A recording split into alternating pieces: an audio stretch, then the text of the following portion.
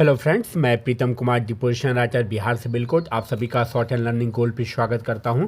Friends, आज का English dictation जो कि लीगल मैटर है और 80 WPM के स्पीड से रहेगा। यह dictation honourable high court and district court के लिए काफ़ी महत्वपूर्ण है। फ्रेंड्स, इसलिए रिक्वेस्ट है कि डिक्टेशन को लास्ट तक नोट डाउन करके ट्रांसक्राइब करेंगे।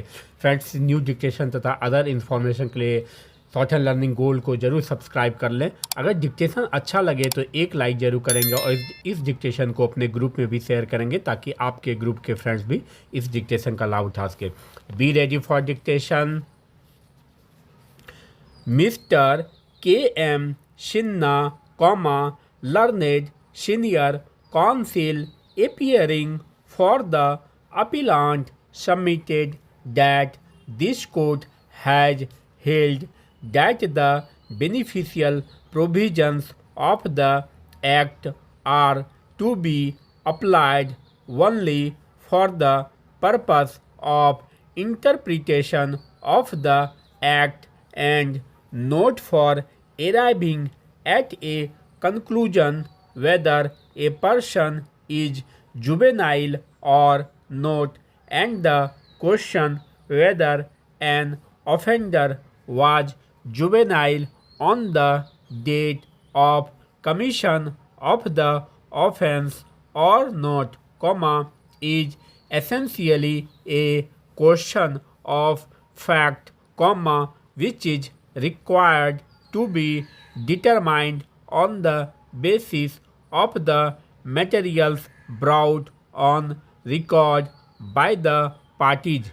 Stop. He submitted that this court had further held that Section 35 of the Evidence Act, which provides that an entry in a register maintained in the ordinary course of business by a public servant in discharge of his official duty or by any other person in performance of a duty special enjoined by the law of the country, will only apply if the conditions mentioned in Section 35 are fulfilled. Stop. Para.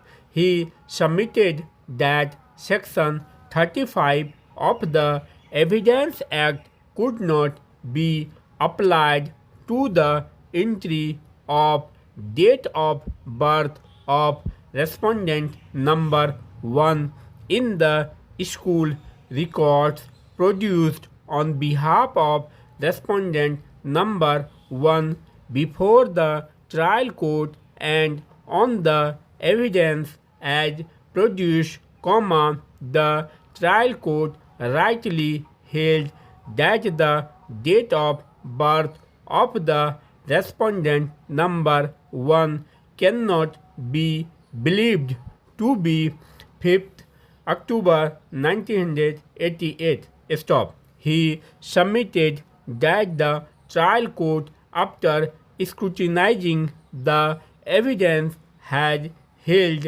that the evidence produced by the respondent number 1 have been created for escaping conviction for a grave offense such as murder and was not believable, and by physical appearance, respondent number 1 looks to be over 18 years of age, and on 11th July 2004 he was an adult and not a juvenile. Stop. He submitted that this finding of the trial court on a question of fact with regard to the age of respondent number 1 could not be disturbed by the High Court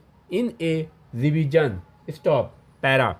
In support of this proposition, he relied on Sitamani Roy versus State of UP, in which this court has held that the High Court, while exercising its jurisdiction under Article 226 and 227 of the Constitution, should not interfere with a finding of fact of the inferior court or tribunal except where the finding was perverse and not based on any material evidence or had resulted in manifest injustice. Stop. He submitted that in this